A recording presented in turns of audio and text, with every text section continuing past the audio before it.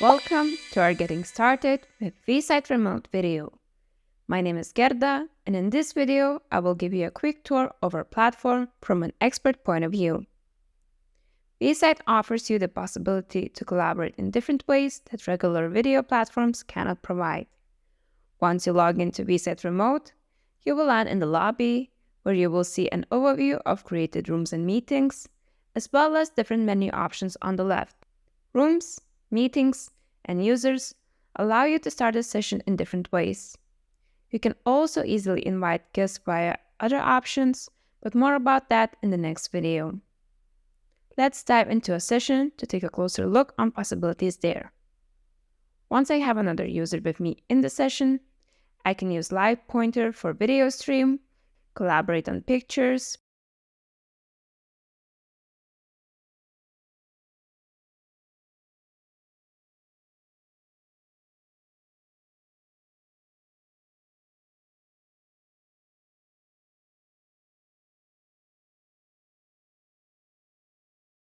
PDF files,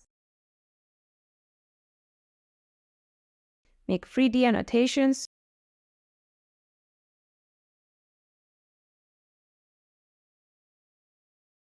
or even place 3D models.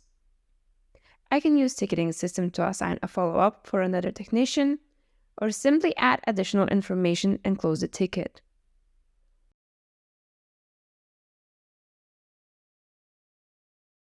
Once the session is over, you can send the session expert via email, including chat messages, snapshots, video call recordings, and files shared in the session. If you do not want to send the session export, but need to access it at a later time, you can always go to Sessions tab on the left pane. To review, modify, or as well create new tickets, use Tickets tab on the left pane. Tickets created also include session information, so you don't have to look anywhere else. Already using a ticketing system? With OpenAPI, we can do an integration with your ticketing system.